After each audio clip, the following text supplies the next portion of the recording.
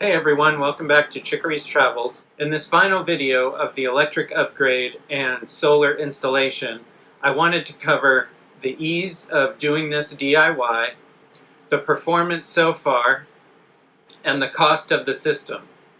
Finally, I would like to provide my opinion on if the juice is worth the squeeze. Going into this, I pretty much had zero experience in any type of electrical work.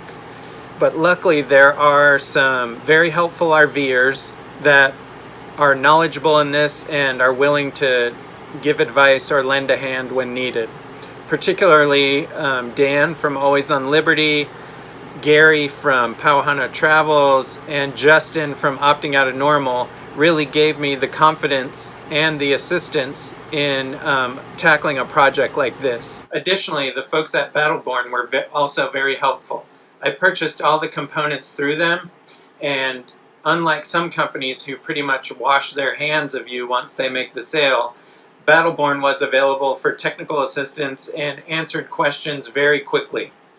Overall, I would rate this installation as entirely possible for a DIYer, as long as you're not afraid to ask questions when you get stuck. As far as performance goes, I really have nothing bad to say about the products. I did end up having to reset the battery monitor after installing the solar panels because it was stuck at 62% even though the batteries were fully charged, but once I reset it, it's been working fine ever since. I also had to troubleshoot a bad fuse, but it was not one of the major components. It was a fuse that I had installed between the solar panels and the charge controller. So let's get into cost. Like I said earlier, all of the components, major components, were purchased from Battleborn Batteries with the exception of the solar panels, which I purchased from HQST. And one of the nice things about purchasing from Battleborn is that they will program all of the components to work with the batteries.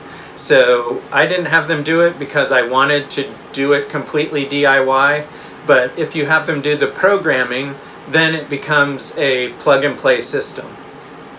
In major components, the investment was just over $7,000. Besides the major components, I had to purchase other things such as wire, nuts, bolts, all that type of stuff to basically connect the pieces together and mount them to the RV. In total, these costs came up to about $520. This brings the grand total for the install to just over $7,561. If I add the additional 600 watts of panels that I will need to operate the batteries as I intend to, that will bring the total to around $8,257. Now what you want to know is, do I think it's worth it? I already can tell you that the battery upgrade as well as adding the inverter charger was 100% worth it. Like I said, we had our RV in maintenance for a day and did not have to worry at all about the stuff in our refrigerator going bad.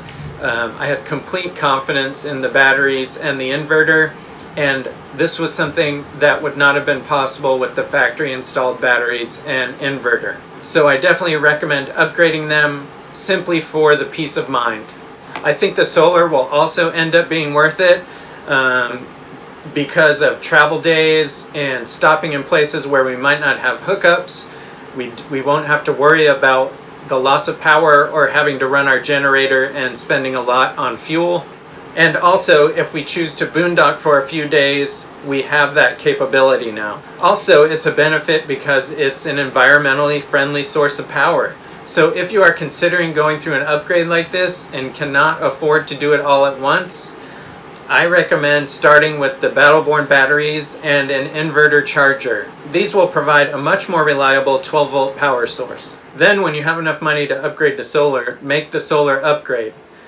Having a complete solar system really opens up the possibilities for other types of RVing and is an environmentally friendly source of power, which is really important to us. We hope you enjoyed this series, and we hope that it was informative and it maybe gave you a little bit of confidence to be able to try this project yourself. Like I said, there's lots of great RVers out there and lots of helpful people that are willing to help you through when you get stuck.